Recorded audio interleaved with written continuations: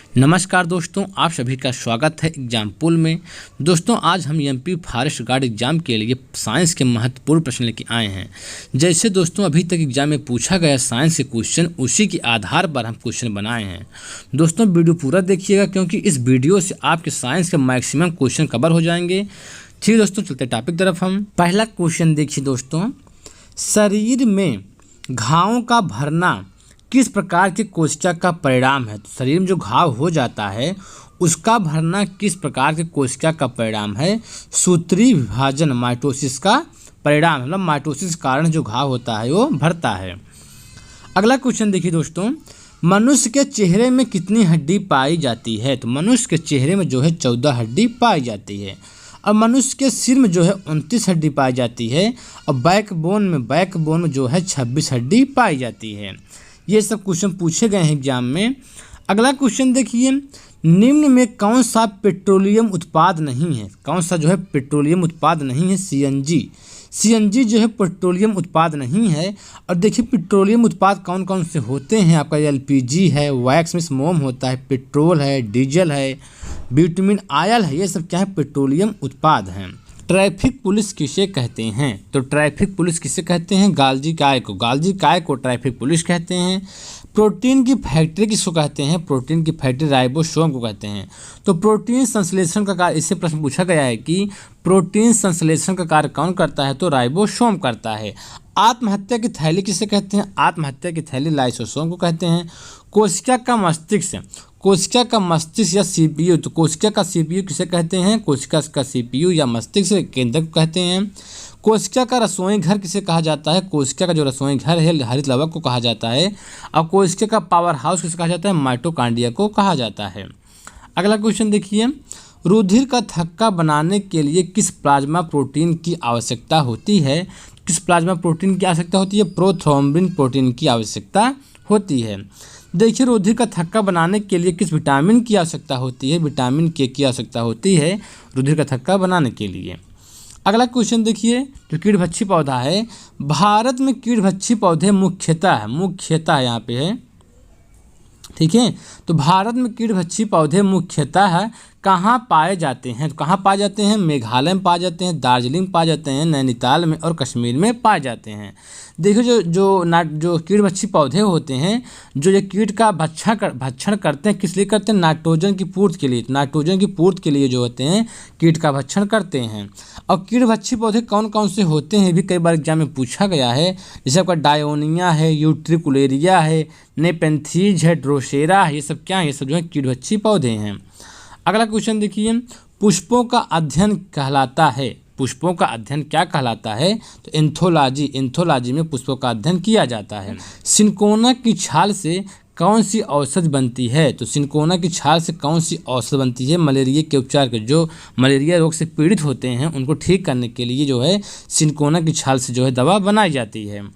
अगला क्वेश्चन देखिए, गुरसूत की खोज किसने की थी। तो गुरसूत की खोज किसने की थी, स्ट्रासबर्गन ने जो है गुरसूत की खोज की थी। विटामिन कितने प्रकार का होता है। विटामिन जो है 2 प्रकार का होता है। एक होता है फैट सॉल्युबल, एक होता है वसा में घुलनशील, एक होता है जल में घुलनशील। तो जो जल में घुलनशील होता है विटामिन बी सी जो होता है जल में घुलनशील होता है। और जो वसा में घुलनशील होता है विटामिन ए, डी, ई, के। ये जो 4 विटामिन है वसा में घुलनशील हैं। और जो जल में घुलनशील विटामिन है क्या है, विटामिन बी सी हैं।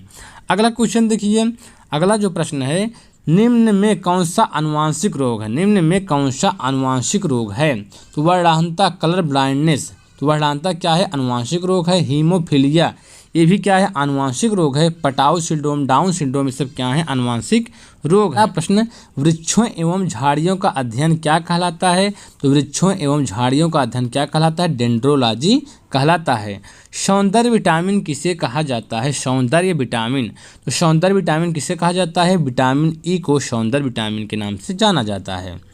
अगला क्वेश्चन देखिए दोस्तों, सेब में कौन सी एसिड पाई जाती है? तो सेब में कौन सी एसिड पाई जाती है? मैलिक एसिड पाई जाती है, मैलिक। ठीक है, सेब में जो है मैलिक एसिड पाई जाती है। इमली और अंगूर में जो है टार्टरिक एसिड पाई जाती है, और दही में लैक्टिक एसिड पाई जाती है। सिरका में जो है एसिटिक एसिड पाई जाती है।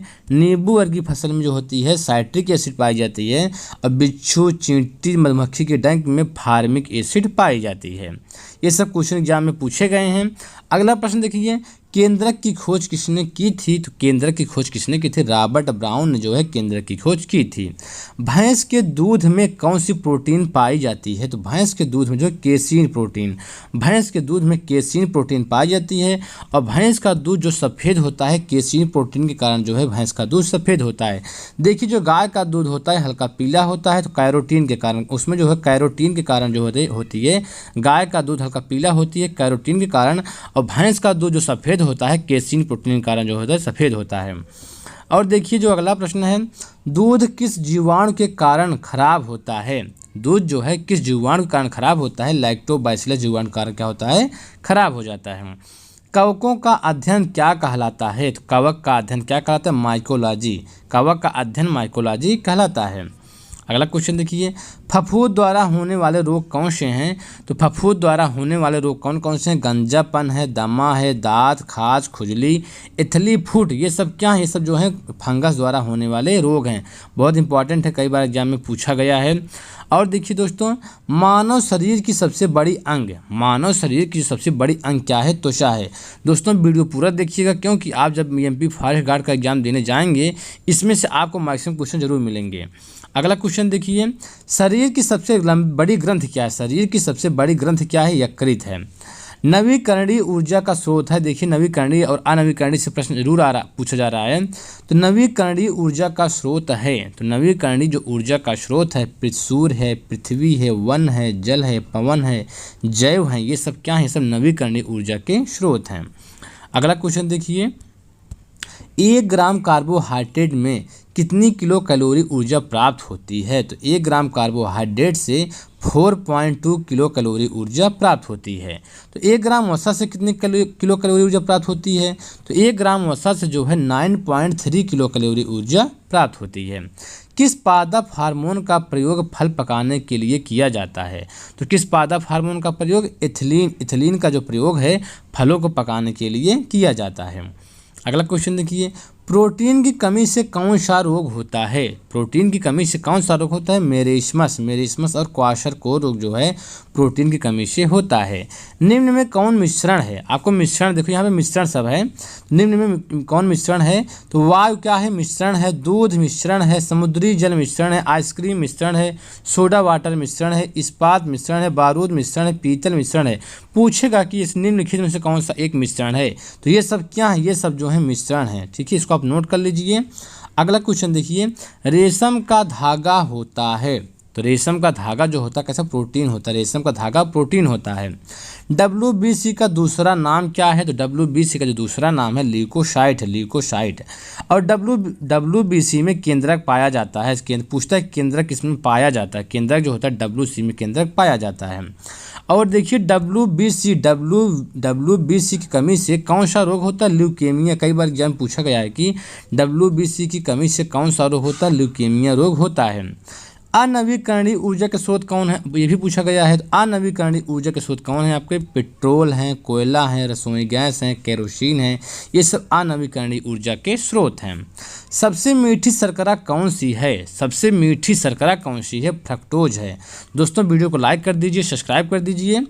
और देखिए जो अगला प्रश्न है, प्रोटीन के निर्माण में किस तत्व की आवश्यकता होती है? तो प्रोटीन के निर्माण में जो है नाइट्रोजन तत्व की आवश्यकता होती है। आरबीसी का जीवन काल कितना होता है? तो आरबीसी का जीवन काल कितना होता है? 120 दिन होता है। और देखिए आरबीसी का जो निर्माण होता है कहाँ होता है? आरबीसी का निर्माण अस्थिमज्जा में होता है। मानव शरीर में अनिवार्य अमीनो एसिड की संख्या कितनी है? तो मानव शरीर में जो अनिवार्य अमीनो एसिड की संख्या कितनी है? 10 है। हमारे रक्त में उपस्थित सामान्य शर्करा होती है। यहाँ हमारे रक्त में उपस्थित यहाँ सामान्य है, सामान्य, ठीक है। तो हमारे रक्त में उपस्थित जो सामान्य शर्करा होती है कैसी होती है? ग्लूकोज शर्करा होती है। अगला क्वेश्चन देखिए, किस विटामिन को हार्मोन माना जाता है? तो किस विटामिन को? विटामिन डी को हार्मोन भी माना जाता है। अगला प्रश्न, शरीर के किन भागों में रक्त का प्रवाह तेज होता है? तो शरीर के किन भागों में जो है रक्त का प्रवाह तेज होता है? धमनियों में जो होता है रक्त का प्रवाह तेज होता है। अगला प्रश्न, हेपेटाइटिस बी किसके द्वारा होता है? तो हेपेटाइटिस जो बी है रोग वायरस के द्वारा होता है। देखिए जो खसरा है, जुकाम है, रेबीज रोग, देखिए जो पागल कुत्ता, पागल सियार, पागल भेड़िए काटने से जो है रेबीज रोग हो जाता है। और डेंगू आपका है, छोटी माता है, चेचक है, पोलियो है, गलसुआ है, एड्स है, ये सब रोग जो हैं वायरस के द्वारा होते हैं। अगला क्वेश्चन देखिए, पादप और जंतु के बीच का संयोजक है। तो पादप और जंतु के बीच का संयोजक क्या है? यूग्लिना है। देखिए पूछा है कई बार सजीव और निर्जीव के बीच की कड़ी कौन है? तो कौन से? वायरस है, विषाणु। ठीक है, विषाणु जो है सजीव और निर्जीव के बीच की क्या है? कड़ी है। कई बार एग्जाम में पूछा गया है। अगला प्रश्न देखिए, जंतुओं में सबसे अधिक संख्या किस संघ की है? तो जंतुओं में सबसे जो अधिक संख्या है ये आर्थ्रोपोडा संघ की है। तो ठीक दोस्तों, इस तरह हम आपको महत्वपूर्ण प्रश्न बता दिए हैं, इसमें से क्वेश्चन जरूर आपके एग्जाम में आएगा। तो यदि आप हमारे चैनल पर पहली बार आए हैं तो आप हमारे चैनल सब्सक्राइब कर दीजिए, लाइक कर दीजिए, बेल आइकन को प्रेस कर दीजिए, क्योंकि हम आपके लिए क्वेश्चन लाते रहेंगे। तो ठीक दोस्तों, इस वीडियो में इतना ही।